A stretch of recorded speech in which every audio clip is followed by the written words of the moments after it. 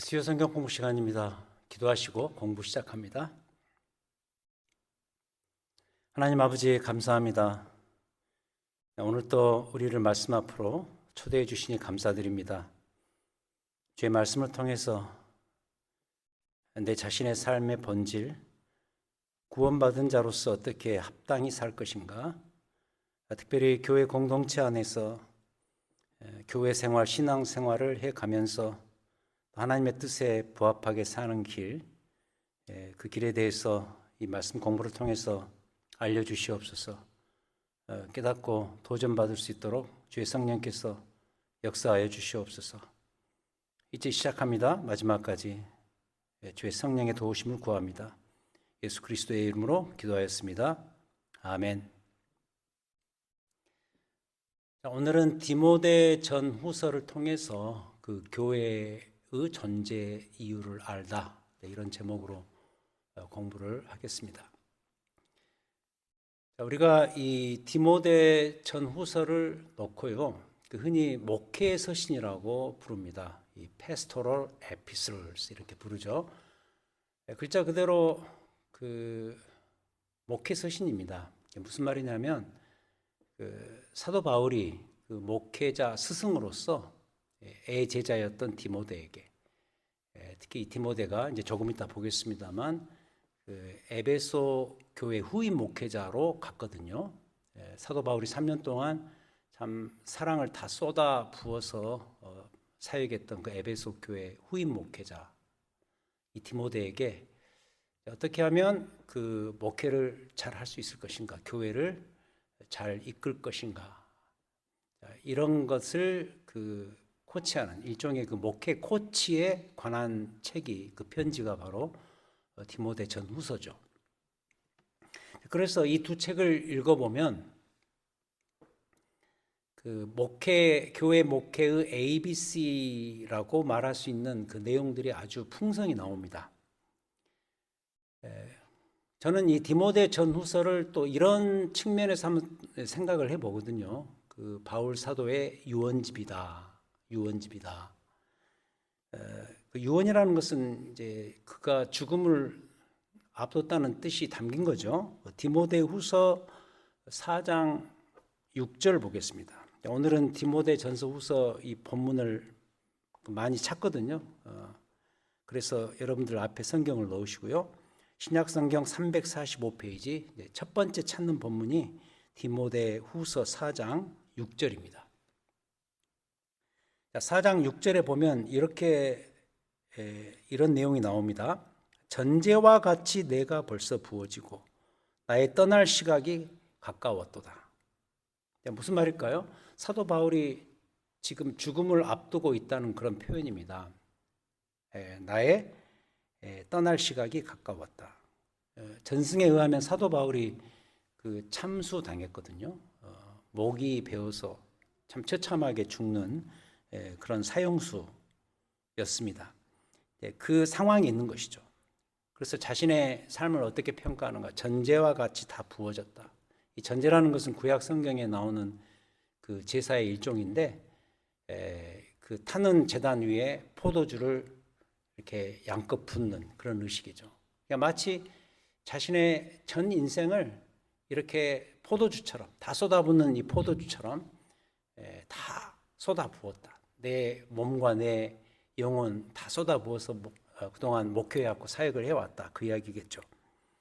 그래서 이제 7절에서 조금 더 이것을 달리 표현합니다. 나는 선한 싸움을 싸우고 나의 달려갈 길을 마치고 믿음을 지켰으니 이제 후로는 나를 위하여 의의 면류관이 예비되었으므로 주 곧 의로우신 재판장이 그날에 내게 주실 것이며 내게만 아니라 주의 나타나심을 사모하는 모든 자에게 도니라. 이제 난 죽지만 의로우신 재판장이신 예수 그리스도가 나를 두 팔 벌려서 환영하고 있다. 내가 그것을 지금 바라보고 있다. 그런 의미인 거죠. 얼마나 멋진 장면입니까? 한 성도의 그 마지막 인생에 대한 자신의 그 평가를 이런 식으로 내리고 있다는 것이 너무 아름답죠.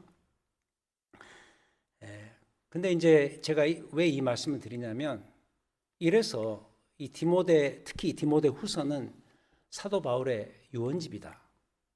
여러분 그 유언 그러면 뭐죠? 유언이 무슨 의미를 담고 있죠? 유언이라는 것은 내가 죽기 전에 하는 말이기 때문에 가장 사랑하는 사람들에게, 뭐 예를 들어서 가장 사랑하는 가족들에게, 또는 이 본문처럼 사랑하는 제자에게 가장 마지막으로 남겨주고 싶은 말, 가장 해주고 싶은 말, 이런 말이 바로 유언이죠.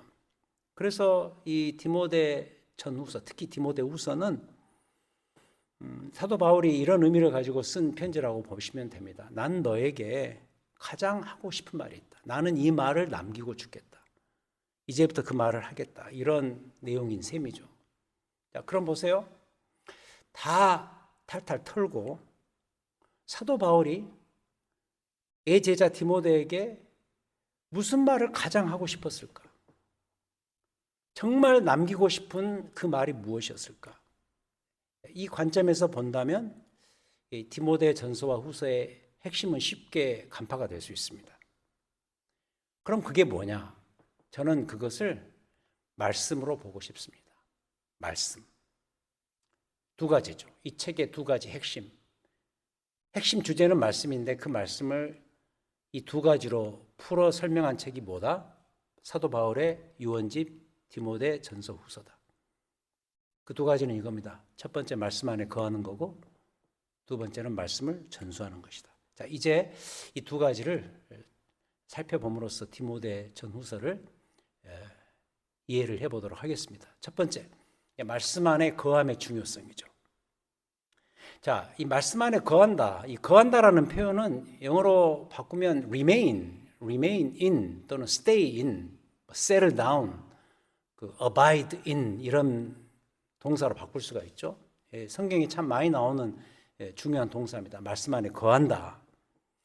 자, 이런 질문을 할 수가 있습니다. 그럼 누가 말씀 안에 거해야 되는가?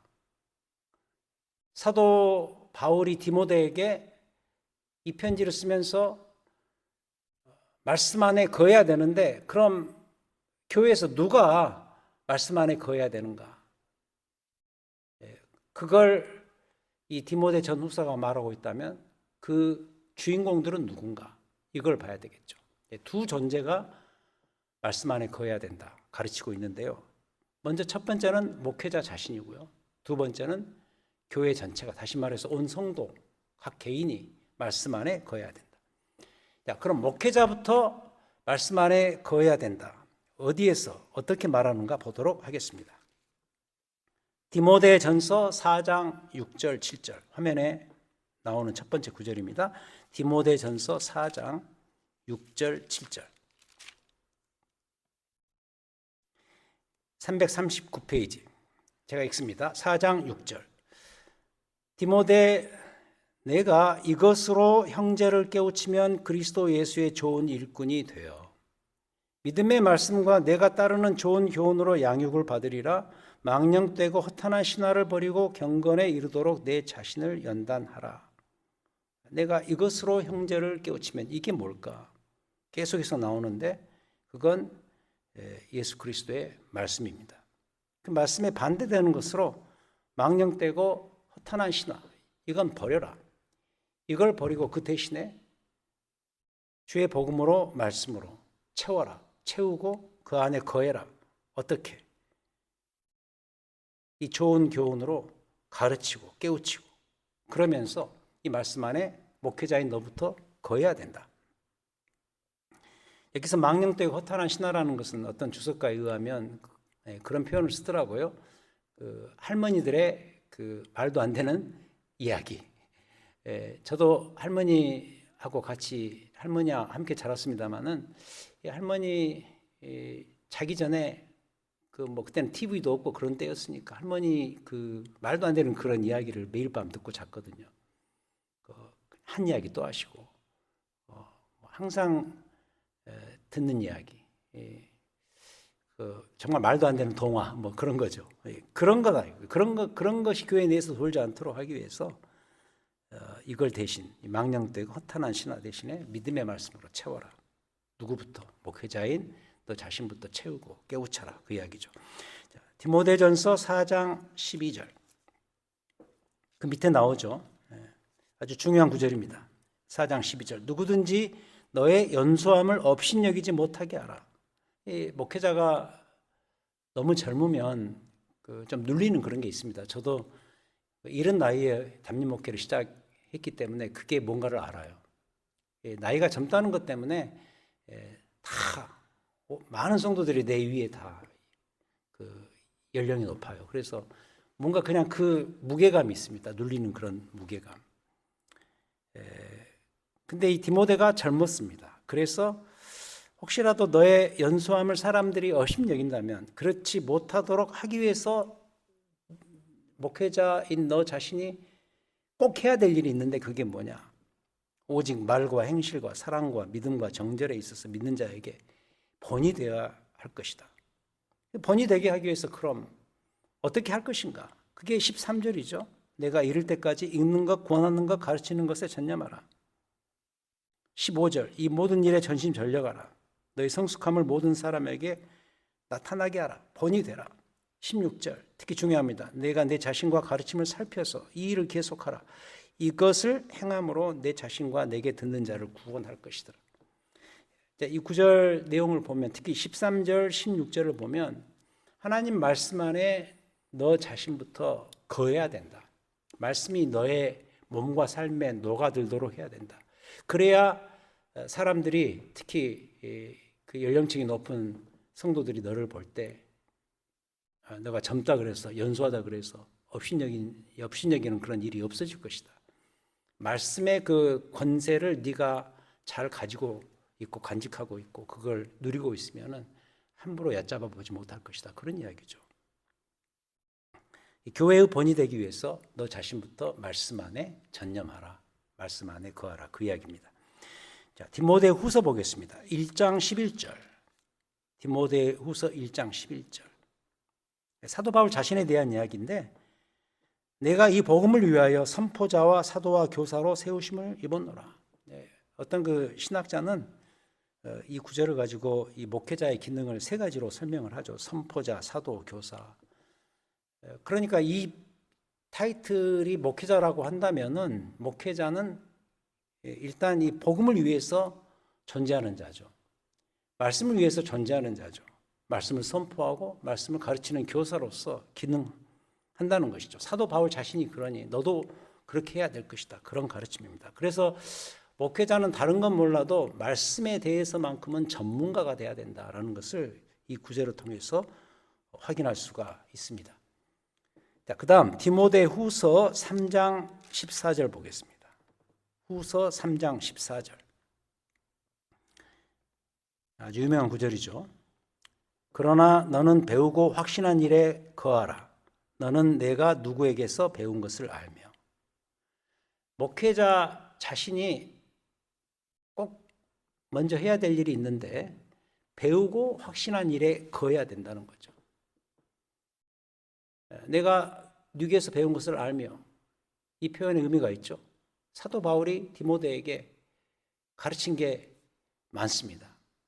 복음을 가르치고 그 복음 안에 거하는 삶에 대해서 가르치고 그 배우고 확신하는 그 일, 내가 전수하지 않았느냐. 그 안에 거해라. 그 이야기죠. 그런 존재가 누구냐? 교회에서 목회자다. 이런 가르침이죠. 자, 그렇다면 목회자 자신이 거해야 되는 그 말씀의 정체는 또 뭐냐? 도대체 말씀 안에 거하라고 하는데 거해야 되는 그 말씀이 뭐냐? 그 말씀의 정체성이 뭐냐? 이거에 대해서 잠시 확인하고 넘어가죠. 자, 여기 접어 놓으시고 다시 와야 되니까 접어 놓으시고 고린도전서 15장으로 갑니다. 고린도전서 15장 281페이지인데요. 이건 전번에 공부하면서 우리가 인용했던 구절입니다. 고린도전서 15장 1절부터 4절. 고린도 교회를 향한 이 가르침, 이 편지에서 사도 바울이 이 마지막 부분에 가서 이걸 강조합니다. 형제들아, 내가 너희에게 전한 복음을 너희에게 알게 하노니 이는 너희가 이미 받았던 것이다. 그 가운데 이미 스탠딩, 서 있었던 것이다. 2절, 너희가 만일 내가 전한 그 말을 다시 굳게 지키고 헛되이 믿지 않았다면 이 전한 그 말씀, 이 복음으로 말미암아 구원을 얻을 것이다. 그 이야기를 하죠. 자, 그럼 그 복음의 이 말씀의 정체가 뭐죠? 3절 4절에 나오는데 아주 심플합니다. 내가 받은 것을 먼저 너희에게 전하였느니. 자, 이는 성경대로, 구약 성경에서 예언한 대로 그리스도께서 우리 죄를 위하여 죽으시고 십자가를 이야기하는 거죠. 그리고 장사 지낸 바 되셨다가 성경대로 사흘 만에 다시 살아나셨다. 그러니까 이 복음, 이 말씀의 정체는 요약하면 굉장히 단순합니다. 예수 그리스도의 십자가와 부활의 복음, 그게 말씀입니다. 교회가 거해야 될 말씀이죠. 목회자가 거해야 될 그 말씀의 정체죠. 그래서 역시 디모데 전후서로 다시 와서 보자면 디모데 전서와 후서에서 말하는 말씀은 다른 거 없습니다. 거해야 되는 그 말씀의 정체는 다른 거 없습니다. 심플합니다. 예수 그리스도 중심의 복음이죠. 십자가와 부활의 복음이죠. PCA 교단, 저희 교회가 소속되어 있는 이 미국 장로교, 이 교단에서 정의하고 있는 그 BCO라 그러죠. Book of Church Order. 그 일종의 규례서죠. 교단에서 발행한 그 규례서에서 정의하고 있는 이 목회자의 그 definition, 정의는 뭐냐면 그건 역시 단순합니다. 목회자는 말씀과 성례를 집행하는 공식적인 자리, 타이틀, 포지션이죠. 거기에서 중요한 것은 뭐 성례 주관하고 예배를 인도하는 것도 있지만 역시 말씀을 선포하고 가르치는 그 기능이 목회자에게 탑 프라이어리티, 가장 먼저 오는 중요한 직책이요 기준입니다. 에베소서 4장 11절도 그런 이야기를 하죠. 그 에베소서 그 교회론을 말하면서 사도 바울이 교회에게 주어진 그 성령의 여러 가지 은사와 직책을 설명하면서 목사와 교사라는 그 타이틀을 거기에서 쓰거든요. 목사와 교사로 부름 받았나니 그 표현이 나오는데 목사와 교사가 서로 다른 사람이 아니고 그 목사와 엔드라는 그 카이라는 그 헬라어 부사가 이런 의미입니다. 목사 즉 교사. 목사와 교사는 같은 존재죠. 목사의 중요한 특징이 말씀 교사인 것을 거기에서 증명을 합니다. 자, 그렇게 본다면 보세요. 이토록 한 교회에서 목회자가 말씀 안에 잘 거하는 이 일이 얼마나 중요한가 이걸 깨닫고요. 자, 그렇다면 목회자가 이토록 말씀 안에 잘 거해야 된다면 그 다음으로 이 점이 교회 전체에게로, 교회 성도들 전체에게로 발전되고 확대되는 것은 너무나도 당연한 이야기 아닙니까?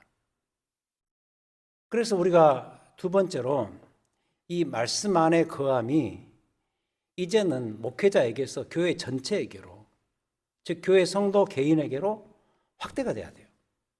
발전이 돼야 돼요. 증식돼야 돼요. 이게 중요합니다. 이걸 역시 디모데 전후서에서 아주 강조하고 있습니다. 결국 목회자가 교회 전체를 위해서 존재하는 그런 포지션이니까 목회자가 혼자 말씀 안에 잘 거하는 것으로 끝나는 것이 교회가 아니잖아요. 목회자가 말씀 안에 잘 거했을 때 그것이 나누어져야죠. 누구에게? 일단 1차적으로 교인들에게 나눠져야죠. 이게 중요합니다. 그 이야기를 해보자는 거죠. 디모데전서 1장 3절 4절. 디모데전서 1장 3절 4절. 내가 마게도냐로 갈 때 너를 권하여 에베소에 머물러 한 것은, 여기 나오죠. 사도 바울이 이 에베소 교회의 후임 목회자로서 이 디모데를 파송했습니다. 그래서 지금 에베소 교회에서 목회를 하고 있는 것이죠. 그걸 다시 되새기면서 여기에서 너를 에베소 교회 후임 목회자로 파송한 이유는, 달리 말하면 이 말은 그런 표현인 것이죠.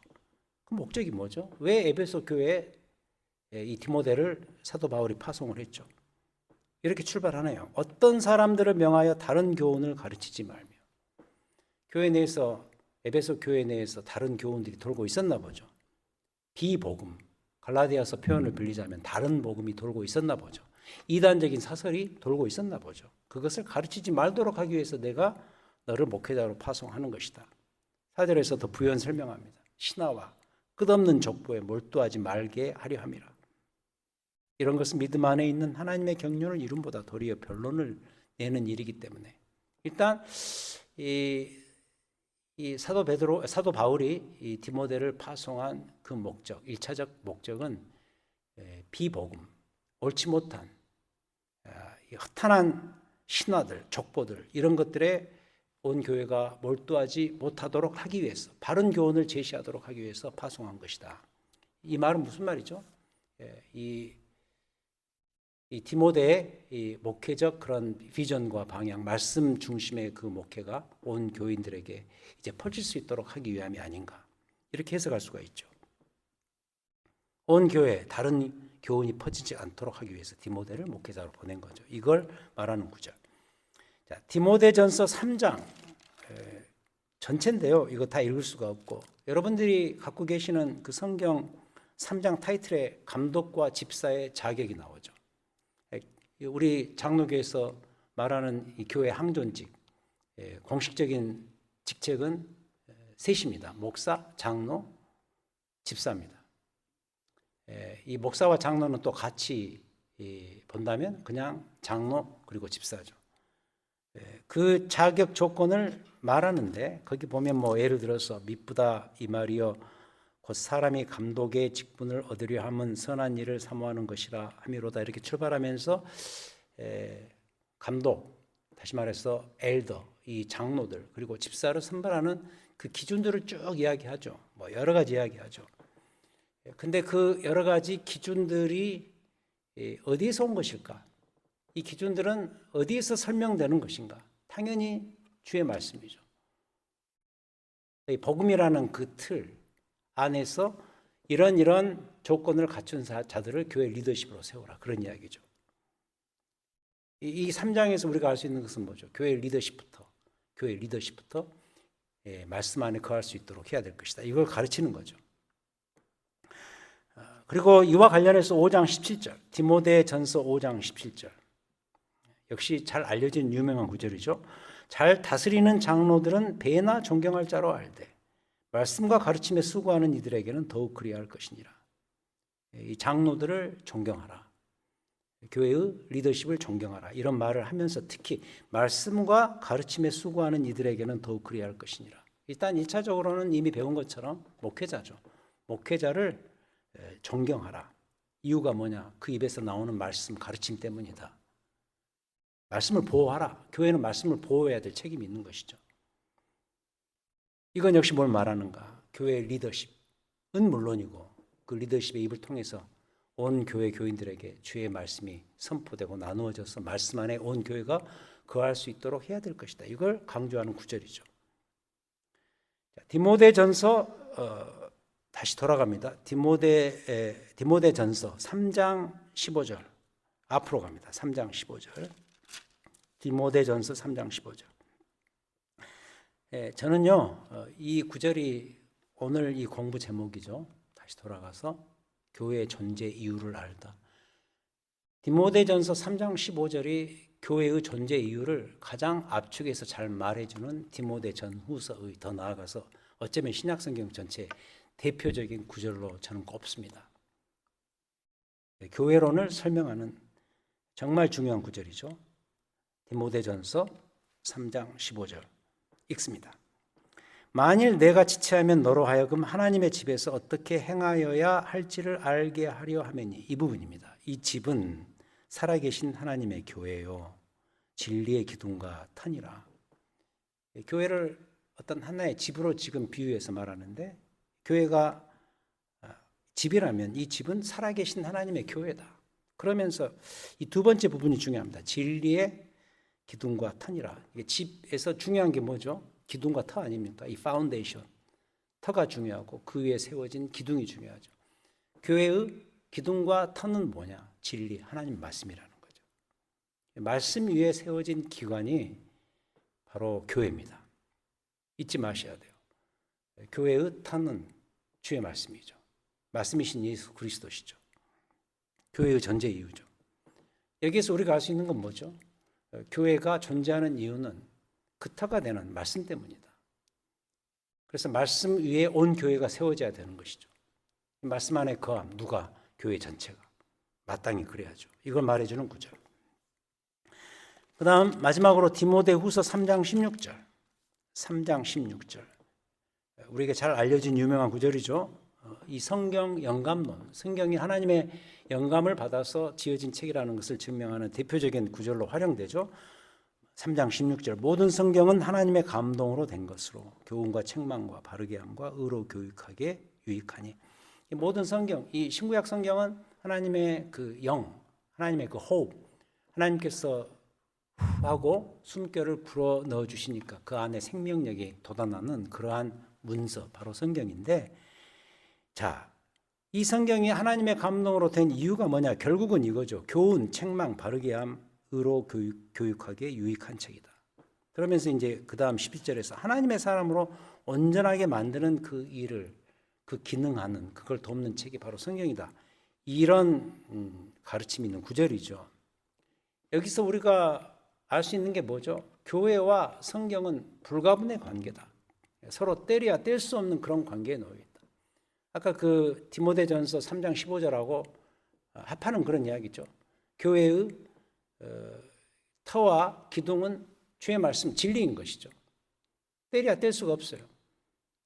그 집 전체가 그 터 위에, 말씀이라는 터 위에 세워졌기 때문에 그 집 전체가 말씀으로, 말씀 안에서 거하는 것은 너무 당연한 이야기죠. 근데 이 구절에서 더 구체적으로 말하죠.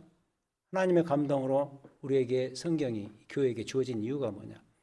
교회의 구성원들인 우리의 삶을 교훈하고 책망하고 바르게 하고 그 기능을 하기 위해서 말씀이 있는 것이다.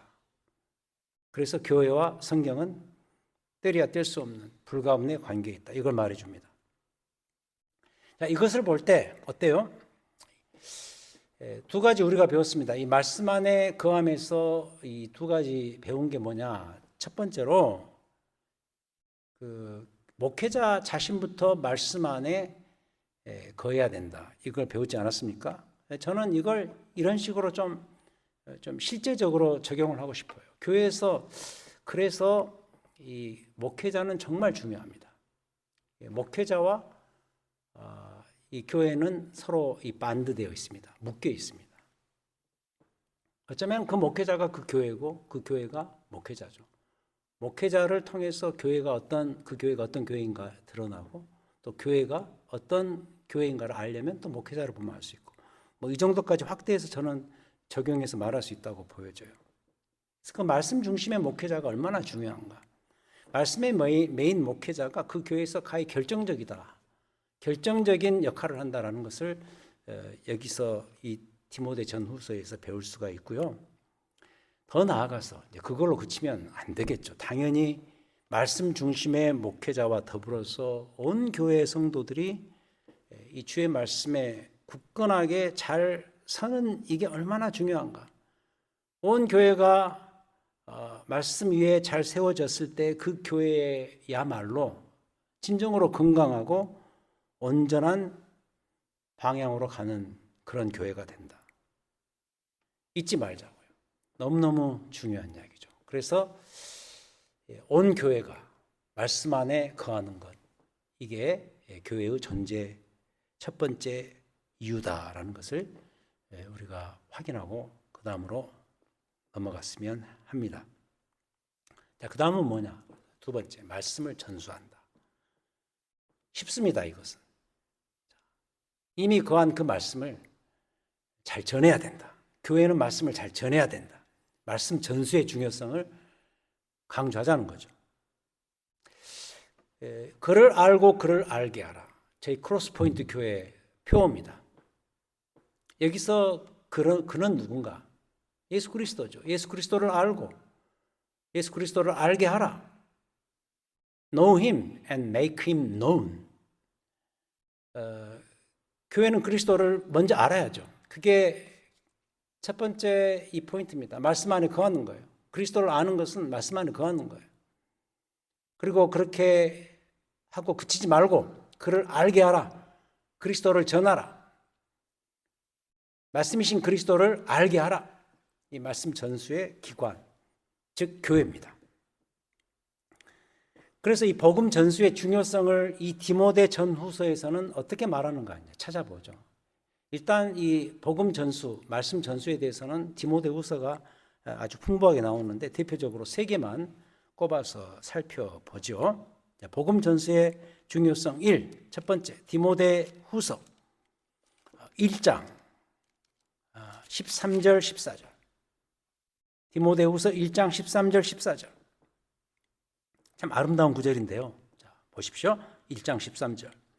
너는 그리스도 예수 안에 있는 믿음과 사랑으로서 내게 들은 바 바른 말을 본받아 지키고 우리 안에 거하시는 성령으로 말미암아 내게 부탁한 아름다운 것을 지키라. 일단 사도 바울이 디모데에게 개인적으로 부탁하는 내용이긴 합니다만은 이 안에 전수의 중요성이 담겨져 있어요. 사도 바울이 디모데에게 얼마나 많은 것을 전해줬겠어요. 얼마나 많이 가르쳤겠어요. 함께 다니면서 그냥 복음의 핵심 메시지만 가르친 것이 아니고 거기에 관련된 복음적인 삶 이걸 다 보여주면서 얼마나 많은 것들을 전수시켰어요. 그래서 13절 내게 들은 바 바른 말을 이 모든 것을 본받아 우선 지키도록 하고 목회자인 너 자신부터 이 말씀 안에 거하고 그리고 14절 우리 안에 거하시는 성령으로 말미암아 너에게 부탁한 아름다운 것을 계속해서 간직하라. 이 부탁한 모든 것들, 이 복음과 관련된 모든 아름다운 내용들과 그 소식들을 잘 간직해서 이걸 계속해서 지키면서 전수하라. 그런 의미가 담겨져 있는 아주 유명한 구절입니다. 그 다음에 2장 2절, 디모데후서 2장 1절 2절. 자, 이거 역시 아주 중요한 구절입니다. 2장 1절 2절. 내 아들아 그러므로 너는 그리스도 예수 안에 있는 은혜 가운데서 강하고 2절. 내가 많은 증인 앞에서 내게 들은 바를 충성된 사람들에게 부탁하라. 그들이 또 다른 사람들을 가르칠 수 있으리라. 자, 2절이 참 중요한 게요. 여기에 그 four spiritual generations. 그 4개의 영적인 세대가 등장합니다. 자, 영적 1세대는 누구냐? 사도 바울이죠. 사도 바울이 너 디모데에게 전했어요, 먼저. 그럼 디모데가 3세대 누군가에게 이 보고 들은 것을 이 복음을 전합니다. 그게 2절에 나오죠. 내게 들은 바를 충성된 사람들에게 부탁하라. 제자 훈련할 때 이 구절이 많이 인용되죠. 교인들 전체에게 다 공부를 시키는 것보다는 선발해서 참 충성된 사람들을 선발해서 먼저 그들에게 복음을 가르치라. 이런 식으로 많이 그 염두에 두고 인용하는 구절이 바로 이 부분이죠. 그럼 그 충성된 사람들이 3세대인데 이 3세대가 또 다른 사람들을 가르칠 수 있을 것이다. 그렇게 나오죠. 여기에 영적 4대가 나오는 거죠. 사도 바울, 그다음 디모데, 충성된 사람들, 마지막 다른 사람들. 이게 이 증인됨의 사이클이죠. 제자됨의 사이클이죠. 자, 이거 역시 뭘 말해주는가? 복음은 이런 식으로 계속 전수돼야 된다. 말씀은 계속해서 전수돼야 된다. 이걸 말해주는 구절.